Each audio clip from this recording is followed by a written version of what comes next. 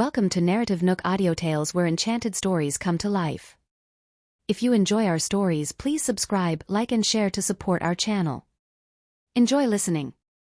In a shocking turn of events, Arabella found herself bound to a chair, her cell phone tossed down the stairs by the spiteful Martha, who spitefully claimed that Arabella could have led a decent life elsewhere, yet she chose to come back to her doom.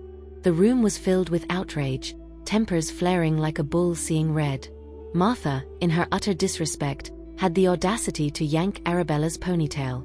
Louisa was beside herself with fury and panic, her voice tinged with anger and urgency. That damn Martha, how dare she? The thought of her daughter's hair being pulled like that was enough to break her heart. But Martha didn't stop there. She had people search Arabella, insisting she should keep a low profile in the family. This twisted sense of morality stoked the fires of fury in everyone present. As the confrontation between Arabella and Martha unfolded, it became clear that Serena had been up to no good. Her attempts to seduce Romeo, both overt and covert, were unforgivable offenses. Yet, Martha didn't see anything wrong with Serena's actions. Instead, she blamed Arabella for returning. These values, or rather the lack thereof, had everyone ready to skin the old hag alive. From their exchange, Louisa was horrified to learn that Martha had dared to drug the soup, intending to give her precious daughter a horrible case of diarrhea. No wonder Bella had suddenly insisted on letting Martha have the soup. She must have realized something was off. That meant Martha had the gall to bully their darling girl right in front of them. This wretched woman. Kenneth couldn't even finish his sentence before Louisa gasped in horror. Martha had picked up a whip to lash at their precious Bella, threatening to ruin her face, to cut off her hands and feet. That was the last straw for Kenneth. In a blind rage, he flipped the coffee table, sending everything flying towards Serena. The sound of shattering glass filled the room as the large tabletop broke into pieces, causing Serena, who had never seen her father so angry, to pale with fear. Glass shards flew all around her, one slicing past her chin, leaving her utterly shaken. Then everyone watched as Martha sent Serena a video call, threatening to scar Arabella's face, to chop off her limbs, to push her from the 18th floor, and then to chop her up into pieces and grind her down the garbage disposal, so that the Collins family would never find her. Eyes blazed with anger as everyone turned to Serena. Serena was petrified, her soul almost leaving her body at the thought of the camera capturing everything so clearly. Martha suggested carving words into Arabella's face, and Serena, rather than protesting, excitedly suggested they should carve one word on each side, bitch on one cheek and slut on the other. Arabella curled the corner of her lip into a sly smile. That would be me. Boss, why is it you? How come you've got Mr. McMillion's phone? Jack's voice quivered with fear. I haven't spilled anything in the last couple of days. I swear, I didn't mention a peep about your whereabouts in Belloria. Arabella could sense his desperate will to survive and said with interest, Oh, is that so? Absolutely. Jack's voice grew even more nervous at Hans's tone. I remember now, before you went off to Belloria, Mr. McMillion insisted on having a dinner with the guys. Everyone was going, and it just would have been rude for me to skip. Mr. McMillion might have thought I was too big for my britches, like I didn't respect him. Her interest piqued further. Arabella prodded, So you went? Yeah. But I didn't ask for the gift card and the car keys. Mr. McMillion said it was a little something for the holidays. He made it clear that family should take it, and refusing would be a slap in his face. I figured, you and Mr. McMillion are practically family. It's not right to snub your own kin, right? Plus, Jones and Tom all took it too. Jack was quick to drag everyone else into it. Mr. McMillion also mentioned that, should there be any danger, that sports car could outrun anyone with its speed and even activate bulletproof mode. He said it was to ensure we could protect you better. So everyone took one? Arabella was oblivious to this development, and the gift card? The gift card was a New Year's bonus for the crew, not just us few. Everyone on the payroll, even those abroad or on missions. Mr. McMillion prepared one for them, asked us to pass them on.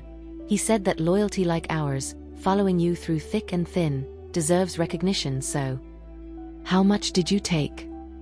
Arabella's tone was as sharp as if she were ready to sever their hands. Jack was terrified, stuttering, it was a blank check. We could fill in any amount. A blank check? Any amount? At this revelation, Arabella shot Romeo a glance. Pretty generous, huh? Fearing boss wrath, Jack hurriedly explained, "We were all brought up by you, we wouldn't go filling in crazy numbers. We all agreed on an amount, just filled in $200. So you're saying you've got a conscience after all?" She wasn't about to let them fleece her fiancé. Jack grew more frightened by Arabella's tone. "Boss, listen to me, I'm not making excuses. I mean, let me explain." "What else?" "That's it." "Just that? That's all?" "Oh, I just remembered something else." Jack's tone suggested he knew he was in deep trouble and promptly came clean, not daring to hide any longer. "And last Christmas, Mr. McMillian gave each of us a supermarket gift card worth $1,000. We could use it at any McMillian Corporation-owned supermarket. Everyone took one. If I hadn't, it would have been taken as an insult." "So you were put out by it then?" "You bet. I agonized over it for ages before I finally accepted." Jack shivered as he tried to affirm his loyalty to Arabella. "Boss, even though we've accepted quite a bit from Mr. McMillian, we are yours in life and in spirit. We would never betray you. Anything that shouldn't be disclosed, we haven't breathed a word." Arabella deliberately left him hanging without a response. Jack continued with a brotherly fervor, "Look, I'm just saying, God forbid, if you guys ever have a spat after the wedding, or if that Mr. McMillian ever dares to give you a hard time, we will be ready to roll up our sleeves and throw down. No mercy. You'll always be our boss. We've always got your back." "He heard you," Arabella interjected, her tone light and teasing. "He's not looking too pleased right now." Jack's heart skipped a beat. "Hey boss, what's that? You're breaking up. I'll give you a ring later." "Oh, call this number next time. My phone's busted." Jack's despair deepened. "Your phone? That thing's as tough as a brick, cutting edge like a stealth jet, and it's broken? How?" He suspected his boss was pulling his leg, just trying to get him to call Romeo, but the thought made him nervous. He was scared to make that call. Even the toughest brick, if it falls from the 18th floor, is bound to shatter, let alone survive an explosion. That bad, huh? Just a few hours earlier, Arabella had used Romeo's phone to ask him to send extra guys to keep Reflections Villa secure, not letting any bad guys take advantage. She hadn't mentioned what she and Horace had actually gone through. At this point, Jack felt a twinge of jealousy that Horace had been through thick and thin with the boss, and his voice took on a slightly sour tone. "Why'd you bring that dunce Horace back? What about me?" "You can hang with Romeo," Arabella said coolly. "You're all family anyway, doesn't make a difference who you're with." "Don't do me like that," Jack pleaded. "I was just kidding around. How can I be family with him? You and me, we're blood, man. Boss, do you really trust that goofball Horace to get things done? He's got that dopey, adorable look when he smiles, nowhere near as reliable as me." "I think his dopey, adorable look is quite endearing, and besides, he's got good instincts in a pinch." "That still doesn't beat me. In a year or two, when Mr. McMillian sets you up with someone, I'll need someone by my side if you leave." "Come on. Even if Mr. McMillian introduces me to a knockout, a real diamond, I wouldn't take it. I'm with you for life, boss. Don't kick me to the curb, man. I'll even return all the gifts Mr. McMillian's given me." Arabella finally chuckled at his dramatics. "All right, enough. I called to ask about Reflections Villa. Everything okay there?" "It's all good. But we were too late," Eric slipped away. "It's below zero out here, and me and the boys are freezing our butts off standing guard. Have people take turns. You don't need to be out there 24/7. It's almost holiday time, some of the guys have gone home, we're short-staffed." Jack was quick to show his devotion, "But not me. I'm an orphan. I'm available 365 days a year, not like some people." "Enough with the guilt-tripping," Arabella cut in. "That's it. I'm hanging up now." Jack heard the call end with a beep and was surprised his boss hadn't given him a hard time. Was Arabella giving him a pass on accepting Mr. McMillian's gifts? Arabella still had a soft spot for them. After all, Mr. Macmillan was the richest man in the world. The little they accepted from him didn't even amount to a day's interest in his bank account. Bank employees had approached Arabella, marveling that a stash of $10 million in the bank could yield an annual interest of over $300,000. But Arabella couldn't keep her cash idle. She poured most of it into research and shared a fair chunk with her crew as a perk. After ending the call, Arabella handed the phone back to Romeo with a playful smirk. "Someone trying to buy me off?" "It's more of a reward," Romeo was quick to correct her. "The guys have been through thick and thin with you. They deserve a little something." "Think I don't spoil them enough?" "Of course not," Romeo's survival instincts kicked in. "I just hate to see you spend. Save your earnings for yourself. Let me cover the expenses. I need to earn more for a better life for you." Arabella couldn't help but chuckle, and they shared a warm, knowing smile. At Reflections Villa, Louisa woke up and headed to the living room. The coffee table was brand new, no shattered glass on the floor, and the tear-streaked figure was gone. Everything was spick and span. The help had even placed fresh flowers around, and a subtle floral scent lingered in the air. Everything seemed perfect, yet Louisa felt an emptiness inside, a sense of time having moved on without her. Kenneth came downstairs too, his mood as somber as hers. "I talked with Bard for a long time last night, took some meds, and somehow fell into a deep sleep. I wasn't there for you, and that's on me." Although Kenneth was heartbroken and furious, he prioritized comforting his wife, wrapping his arms around her. "We thought having 2 daughters would liven up the place. Now that one has shown her true colors, it's better she's gone. Let's just say we fed a thankless dog." Louisa nodded, her spirits low. "Our folks will be here soon. Let's get ready to welcome them." "All right." As Louisa was about to follow him, a servant appeared, quivering with fear. "Sir, ma'am." She really didn't want to come but had no choice. The person in the basement had been crying all night, her voice hoarse with despair. She couldn't bear it anymore and had to come forward, anxiously saying, "The person in the basement, she has some questions, and I think I should tell you. Why, when you took the family portrait, did you only take pictures with Miss Bella and forget about her? Why, when David came home that one time, did you secretly give Miss Bella an unlimited credit card and tell her to hide it from Serena? I mean, the person in the basement. Why didn't you even glance at the foot spa she sent home? You ignored the hints from Martha that it could be used with the herbal packs from Miss Bella. You only used the gifts from Miss Bella, not hers. And the expensive skincare she bought for you with her prize money, why did you dismiss it, using it merely as hand cream until Martha reminded you time and again to barely use the gifts she sent? What's this about Martha reminding us? What did Martha ever remind us of?" Louisa's anger flared, but then she had a revelation. So, this was how things between them and that ungrateful girl had deteriorated, amplified by Martha's behind-the-scenes meddling. Was that old witch really tarnishing their image behind their backs? Damn it. They let her off too easy. That little witch must have squirreled away the package Serena sent us. And Martha, she only coughed it up after we badgered her about it a dozen times. And why we keep that card from Serena? We're afraid that she thought we were playing favorites. How much does Bella actually cost us? She's my flesh and blood, finally back in my arms. Can't I give her a little spending money? Then there's the whole family portrait debacle. That little witch was off playing bridesmaid for a friend and didn't bother to tell us. We wanted her in the picture, but when the photographers showed up, she was nowhere to be found. What were we supposed to do? Ask them to come back another day? Plus, it's not like we couldn't have a few extra snaps with our long-lost daughter. Is that so wrong? The maid shuddered at the thought. None of this was her fault. She had only overheard the wails and whispers from the basement all night and thought she should relay the message to the master and mistress. Fearful they were in the dark, their names being dragged through the mud without their knowledge. Misunderstandings were clearly brewing between them, likely fanned by Martha's malicious whispers. And I heard the basement dweller say that even Myrna, who hasn't set foot in the house, didn't take her seriously. The gifts she received were just Bella's hand-me-downs. Hand-me-downs? Who said that?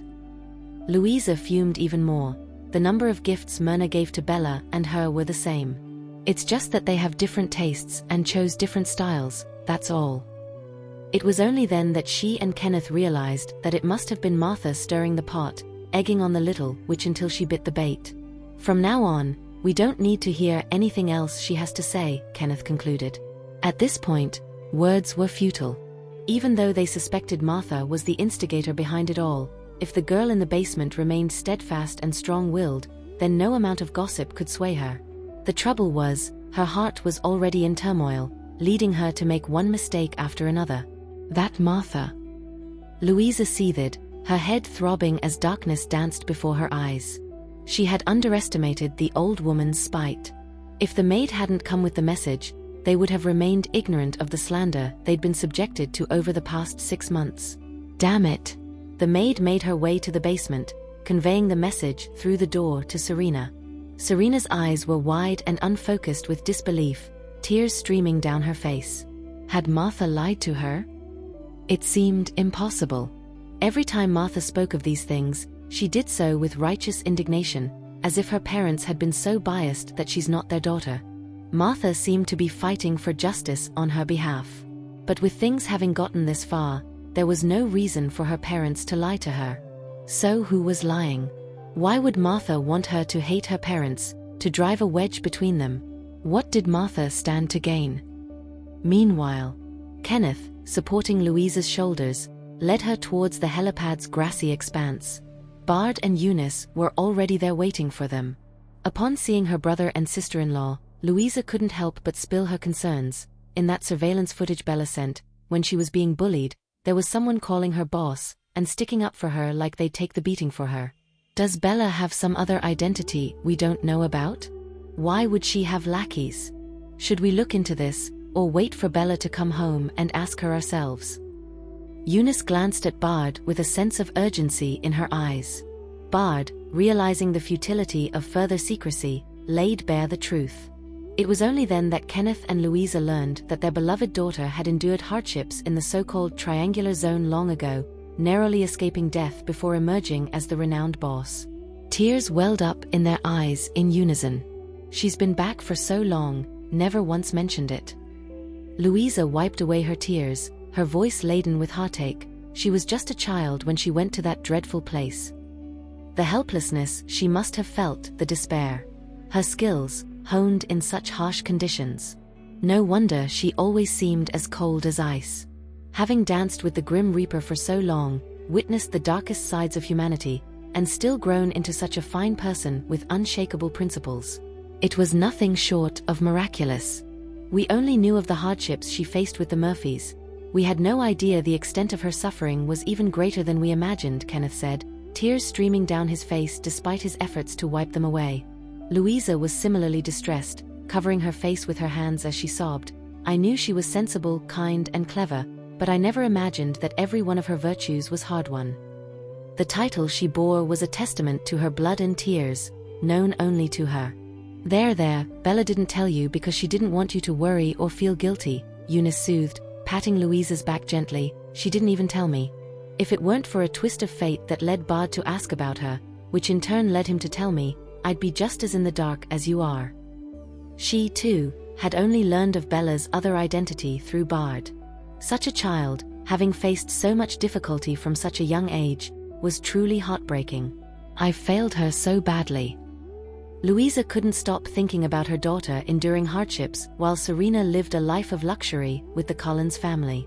It was as if her heart was being pierced by countless blades, the pain nearly suffocating her. Just then, the sound of an airplane grew from a distant hum to a nearby roar. Eunice looked up. Looks like Mom and Dad have arrived. Dry your eyes. We don't want them getting upset seeing you like this. Eunice helped Louisa dab away her tears. To Louisa, Eunice was like an elder sister, always there to care for her. Despite her efforts, Louisa's tears refused to stop. She fought to calm herself, taking deep breaths until finally managing a smile. The plane slowed to a halt on the runway, and the door opened. Darren, holding his wife Belinda's hand, stepped out, both looking dignified yet visibly aged. Their somber presence could be felt even from a distance. Mom, Dad. Smiling, The group greeted them and climbed the stairs to welcome the elderly pair. Darren and Belinda managed smiles, but it was clear they were forced, their faces etched with sorrow and humility. "We've been looking forward to seeing you." Louisa stepped forward to hug her father, then her mother. Sharp-eyed Belinda noticed right away, "Have you been crying? Is it because of Serena?" Before coming to Reflections Villa, Eunice had briefed them on Serena's actions. They had been shocked to the core, fainting from the emotional overload. Once recovered, they had dressed and made their way here. As tears welled up in Louisa's eyes again, she quickly reached up to wipe them away. "Why bring her up? I'm just heartbroken over Bella's situation." She revealed the truth about Bella being the leader of Mafia Flame, and the grandparents couldn't believe that their granddaughter was someone so significant. It was a reputation hard-earned through blood and tears. All those loyal people following her showed how she was worthy of their love and respect. Their granddaughter was truly remarkable. It was heart-wrenching. The grandparents silently wiped away their tears, proud and yet just as pained for their granddaughter's plight as Louisa. "Where has she gone? Why don't I see her?" Belinda scanned the room, not spotting her beloved granddaughter. If she wasn't busy, she would have definitely been here to greet them. "She's on her way back from overseas, should be here in a few hours." "Let's go inside to talk," Louisa suggested, taking coats from the servants and helping her mother and father put them on. Eunice wrapped the scarves she had prepared around their necks. The weather was getting colder, and they linked arms with the elders, guiding them into the main house where a fireplace warmed the room. Darren, having weathered many storms over the years, sipped his tea before asking, "What's to be done about that child?" Louisa knew he was referring to Serena and glanced at her sister-in-law. Eunice nodded, encouraging her to speak. Louisa began, "Mom, Dad, you've already heard about her character from my sister-in-law, but what I'm about to tell you might be too much to bear. I hope you're prepared. Could there be anything worse?" Belinda had been shocked and furious upon learning of the child's actions the day before, and now, judging by her daughter's expression, there seemed to be more severe issues they were unaware of.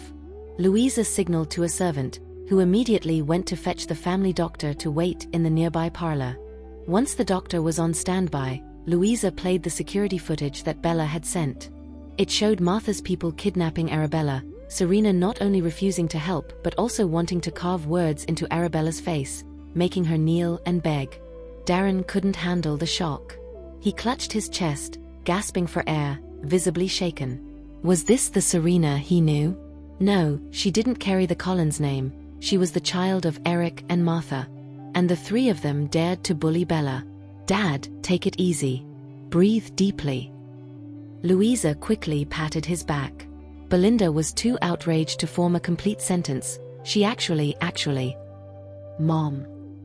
Eunice hadn't expected her mother to faint from the overwhelming emotions, and she called out, "Doctor, quickly." Several doctors rushed from the parlor, medical kits in hand. How could she become like this? Darren's vision went dark as he collapsed. Had Eunice not caught him in time, he would have hit the floor. Kenneth and Bard laid them out on the sofas, thankfully spacious enough for them to lie flat. The doctor had administered shots, and it took a long while before they regained consciousness. "Bella, my dear granddaughter." Darren stirred, his emotions immediately running high.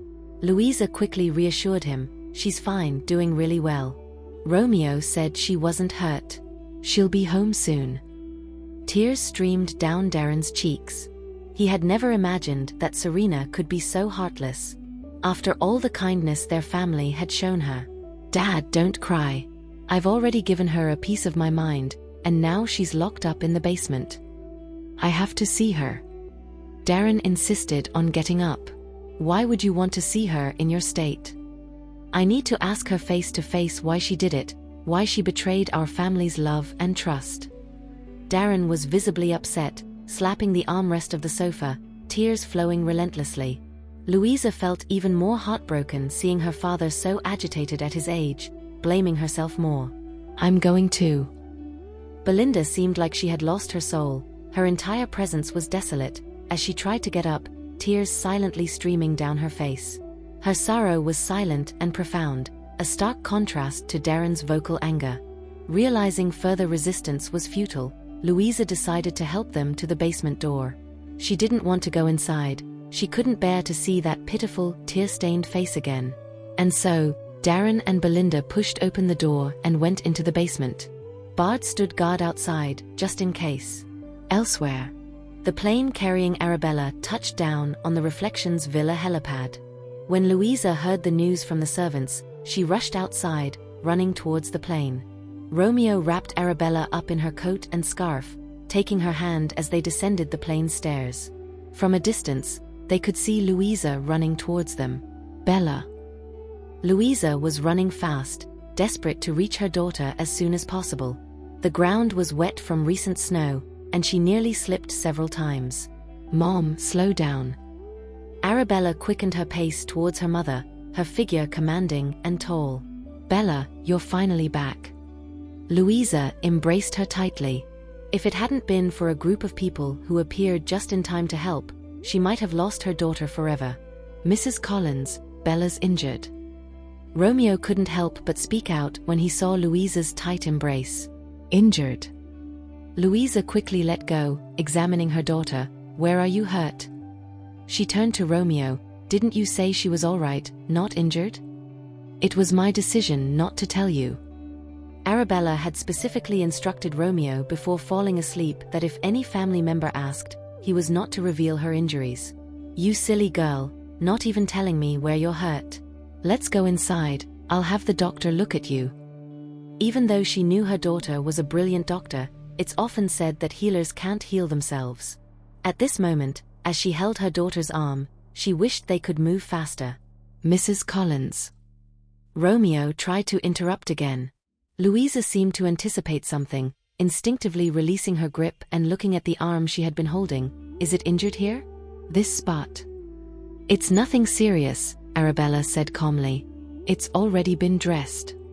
"Did I hurt you just now? I hope the wound hasn't reopened.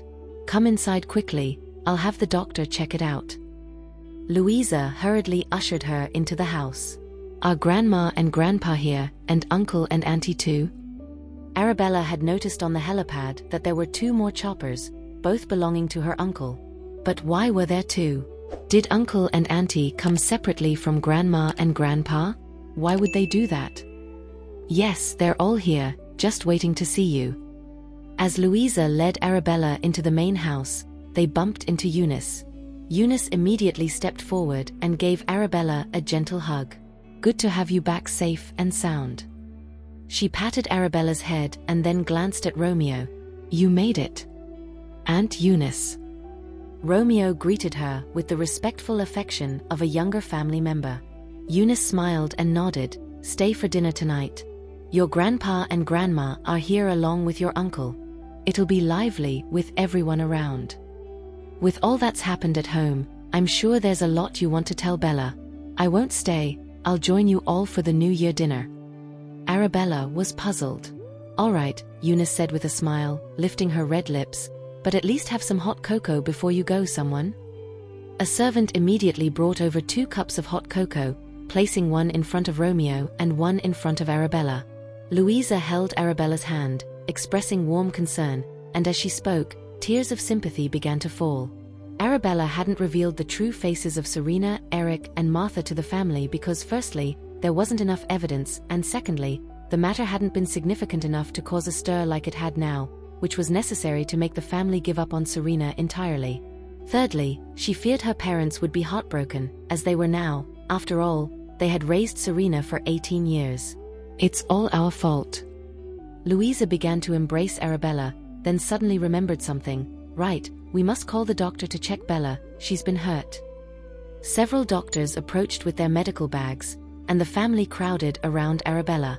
Today, she wore a loose sweater, and if they rolled up the sleeves, they could see the white bandages on her arms. Perhaps Louisa had hugged her too tightly earlier, causing the wound to reopen and stain the white bandage with spots of red. Tears welled up in Louisa's eyes again. "I'm so sorry." Arabella knew her mother was overly sensitive after enduring so many blows in such a short period. Arabella reassured her, "It's okay, it doesn't hurt at all." Hearing her daughter's thoughtful words, Louisa's tears flowed once more. Such a caring, lovable child, she thought. In contrast, the child that Eric and Martha had brought into the world was nothing short of disappointing. Some people were just ungrateful, no matter how well you treated them. Her sensibility was heart-wrenching. The doctor carefully treated Arabella's wound and rebandaged it. Arabella thought to herself that the bandaging was adequate and let it be. Afterward, Louisa and Eunice asked Arabella about the details of her kidnapping, along with some past events. Seeing they had more to discuss, Romeo excused himself. "I'll walk you out," Arabella offered as she stood up. Romeo knew she was worried about her family asking for more details about the triangular zone, which would cause them distress and guilt. So he said, "Sure, then Aunt Eunice, Mrs. Collins, I'll be off now." "Romeo, don't forget to come over for the dinner," Louisa said invitingly. "I'll have your portion prepared." "Thank you, Mrs. Collins," Romeo replied, then nodded to Eunice before picking up Arabella's coat, which was draped over a sofa, and helping her into it, careful not to let her catch a chill as they stepped out. "I had Carl swing by to pick me up, got a little situation to tidy up at the office." "Someone else will fly the jet back," Romeo said, slipping Arabella's hand into the deep pocket of his coat to shield it from the biting cold. "All right," Arabella replied, escorting him to the front porch just as Carl's car rolled up to the curb. "Miss Bella," Carl greeted her as he stepped out of the car, holding the door open for Romeo. "Be careful with that arm of yours, don't bump it again." Romeo couldn't help but add another word of caution. "Remember to change the dressing, and don't sleep on it." "Got it. I'll call you when I'm done." Romeo bent down, planting a gentle kiss on her lips and giving her hair a tender stroke before he climbed into the car and drove away. As Arabella watched the car disappear into the distance, her phone buzzed. It was a call from her subordinate. "Boss, when are you planning the annual meeting for Luna Capital that Mr. Rollins left in your hands? Everyone's asking about it." The new year was around the corner, and though he knew his boss was up to her neck in work, there were still reports he needed to deliver. "I'll check my schedule and get back to you." Arabella had her hands full with designing dresses for the princess, who was hoping to wear them in the next couple of days, but some materials were still missing. And there were other matters to attend to. "Sure thing." With the call ended, Arabella turned to head inside when she heard her name called out. "Arabella?" Sean's surprise and delight were evident in his voice as he stepped out of his car, rushing over to his sister without a care for the wound that might just have stretched. Stewart, sharing in the joy of Miss Bella's return, followed closely behind Sean. Miss Bella was finally home. And she had run into Sean at last. Arabella's delicate brows furrowed slightly at the sight of them. So, Sean had been digging around for her, knowing not only her name but also where she lived. Did he really chase her all the way to her doorstep over an island? Was it that serious? Sean, upon seeing his sister, became so excited he could barely string his words together. "Maybe we should go inside to talk?" Arabella's frown deepened. Were they that close? Just because he'd saved her in that abandoned building didn't mean he could come over for tea. "No need, we can talk right here." Arabella's tone remained frosty. "Do you want your island back? Or are you looking to hike up the price?" No, neither. The island is yours. I'll transfer the 5 million back to your account, and I'll give you an additional 5 million for, candy or whatever. Such generosity. What was he playing at? Arabella eyed him with suspicion and wariness, her voice cold as she asked, "So, what's the catch?" "Actually, I'm your long-lost brother." I know this must come as a shock. Ah, so he'd come to her doorstep pretending to be her brother? Arabella's lips curled into a disbelieving smile. And then what? Thank you for listening. If you have enjoyed this story, please like and share so others can see it too. Also hit the subscription button and notification bell so you can be notified on our next release. Thank you for your support. God bless you.